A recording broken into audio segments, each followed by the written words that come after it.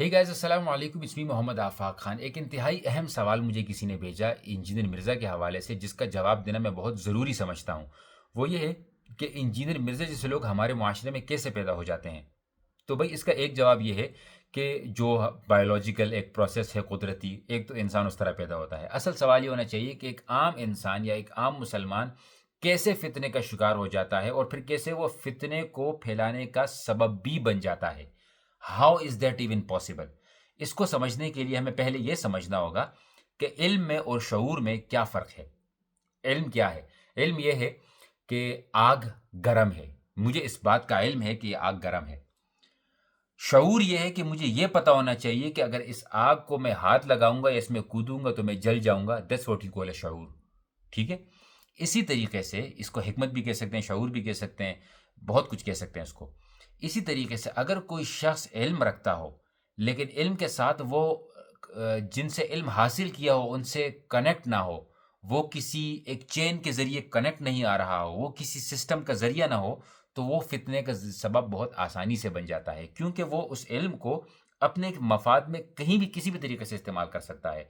लेकिन जब एक शख्स इल्म हासिल करने के बाद उन लोगों से जुड़ा हुआ हो, किसी ऑर्गेनाइज़ेशन से, किसी सिस्टम से, एक एजुकेशन सिस्टम से, उलमाए किराम से वो जुड़ा हुआ हो, तो बहुत कम चांसेस है कि वो फ़ितने का शिकार हो सकता है। एक और मिसाल देता हूँ मैं आपको कि हम ये समझते हैं कि जिस तरह हमारे उलमाए किराम हैं, तबलीगी हज़रात हैं और फिर हमारे मदारिस हैं, हमारे स्कूल हैं, यूनिवर्सिटीज़ हैं, सब कुछ हैं। गुनहगार से गुनहगार बंदा भी ये कोशिश करता है कि कहीं न कहीं वो दीन की कोई न कोई खिदमत कर ले। एक आम मुसलमान कोशिश करता है, हम जैसे जो है वो गुनहगार लोग भी कोशिश करते हैं कि कोई न कोई दीन को फ़ायदा पहुँचा दें। लेकिन हमसे ज़्यादा बातिल, कुफ़ार, इस्लाम के दुश्मन ज़्यादा कोशिश करते हैं कि वो अपने मकसद को आगे लेकर जाएँ कि इस दीन को ख़त्म करके रख दें। इस्लाम को बिल्कुल जो है वो कमज़ोर करके रख दें। ये उनकी वजह होती है। वो एजुकेशन पर पैसा लगाते हैं, टेक्नोलॉजी पर पैसा लगाते हैं, तबलीग पर पैसा लगाते हैं। वो लोगों की गुर्बत से फ़ायदा उठाते हैं, वो लोगों के इल्म से फ़ायदा उठाते हैं, वो लोगों की तकब्बुर से फ़ायदा उठाते हैं कि एक बंदा इल्म हासिल किया, वो आइसोलेट हो गया, उससे फ़ायदा उठाते हैं।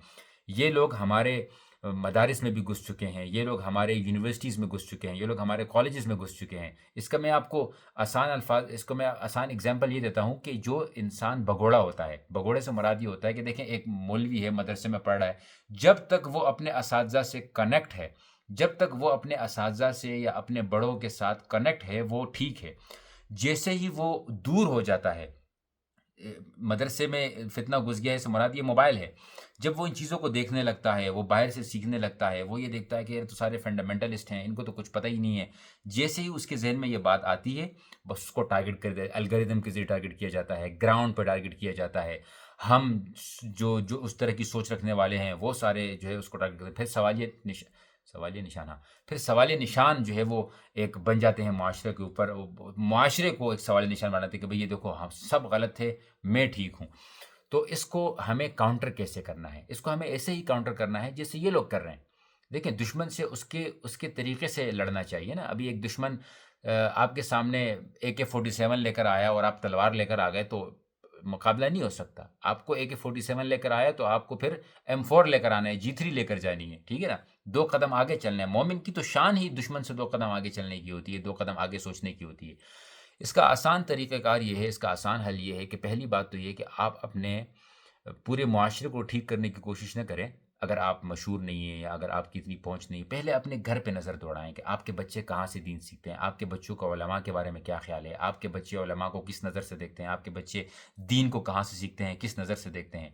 आप जितनी भी तरक्की कर लें, डॉक्टर हों, इंजीनियर हों, मॉडल हों, एक्टर हों, एक्ट्रेसेस हों, सिंगर हों, कोई भी हों, अगर आपको फ़ितने से बचना है, देखिए आपका प्रोफ़ेशन अपनी जगह पे, लेकिन अगर आपको फ़ितने से बचना है तो आपको एक एक मस्जिद का इमाम बचा सकता है फ़ितने से, बजाए इसके कि आपको कोई बहुत बड़ा स्कॉलर इंटरनेट का वो नहीं बचा सकता आपको। आपको एक मस्जिद का एक इमाम बचा सकता है बिकॉज़ ही इज़ रियलिस्टिक, वो ग्राउंड पर है, वो ग्राउंड को देख रहा है, वो काम कर रहा है, he knows more than the people who are online on social media, جس کا گراؤنڈ پر کوئی کام نہیں ہوتا. وہ الگ بات ہے کہ ایک بندے کی گراؤنڈ پر بھی لائف ہے، میڈیا پر بھی لائف ہے، وہ الگ بات ہے، وہ یقیناً کر سکتا ہے. لیکن جس تک آپ کی پہنچ نہ ہو، جس کی کوئی بیک گراؤنڈ نہ ہو، جس کا کوئی ایک چین نہ ہو، جس کی کوئی سسٹم کا حصہ نہ ہو، جو بالکل باغی ہو چکا ہو، وہ آپ کو بھی باغی کر دے گا، اس کے علاوہ اور کچھ نہیں کرے گا. تو اپنے بچوں پر فوکس کیجیے، اپنے نوجوانوں پر فوکس کیجیے، اپنی یونیورسٹیز کالجز میں فوکس کیجیے، اپنے علماء کی قدر اہمیت کو بڑھائیے. فنڈامنٹلسٹ علماء ہی ہمیں چاہیے، وہ بھی ماڈریٹ طریقے سے کام کر رہے ہیں، ماڈرن طریقے سے کام کر رہے ہیں. ان چیزوں کو سلولی اڈاپٹ کیا جاتا ہے. کبھی بھی چیزوں کو فوراً سے ہمارے علماء اڈاپٹ اس لیے نہیں کرتے کہ پہلے اس کے اوپر مکمل طور پر کنٹرول حاصل کرنا ہے، دین اس کو اڈاپٹ کرنا ہے. یہ نہ ہو کہ اڈاپٹ کرتے ہی فائدے کے بجائے جو ہے وہ نقصان ہو جائے. تو امید کرتا ہوں کہ آپ لوگ اس ویڈیو کو شیئر کریں گے. اب آپ کو پتہ لگ گیا ہوگا کس طریقے سے یہ فتنے ہمارے معاشرے میں جنم لے لیتے ہیں. یہ ایجنٹس موجود ہیں، ان کے گراؤنڈ پہ لوگ موجود ہیں، یہ میڈیا کے ذریعے ٹارگٹ کرتے ہیں، یہ عام عوام میں ذریعہ کے ٹارگٹ کر دیتے ہیں، یہ ہر شکل میں ٹارگٹ کرنے کی کوشش کرتے ہیں. اور یہ کبھی جو ہے وہ سکون سے نہیں بیٹھنے والے تب تک جب تک یہ بڑے سے بڑے اماؤنٹ کے لوگوں کو، معاشرے کو جو ہے وہ گمراہ نہ کر دیں. تو اس کا حل یہی ہے کہ آپ ان لوگوں سے کنیکٹ رہیں جو اللہ سے کنیکٹ رہتے ہیں، ان لوگوں سے کنیکٹ رہیں جو معاشرے میں ایک کردار ادا کر رہے ہیں، ان لوگوں سے کنیکٹ رہیں جو کہ ایک ایجوکیشن سسٹم میں بڑے لیول پہ وہ ہمارے بچوں کو معاشرے میں ایک اچھا انسان بنا رہے ہیں. آپ ان سے کنیکٹ رہیں گے تو بچے رہیں گے. ادروائز پتہ نہیں کہ کب آپ اپنے چینل بنا کے کسی کے چیلے بن جائیں. باقی کچھ اور فتنے جس طرح میں نے پچھلی ویڈیوز میں کہا تھا کہ وہ آ رہے ہیں، بڑی محنت کر رہے ہیں، بہت کوشش کر رہے ہیں، لیکن امید ہے کہ مجھے ان پر ویڈیوز بنانے کی ضرورت نہیں پڑے گی. اللہ تعالیٰ سے دعا ہے کہ ان فتنوں کو وائرل ہونے سے پہلے ہی نست و نابود فرمائیں. اور اگر آ گئے تو یقیناً آپ کا ساتھ ہمارے ساتھ ہوگا. جزاکم اللہ خیرا. السلام علیکم ورحمۃ اللہ.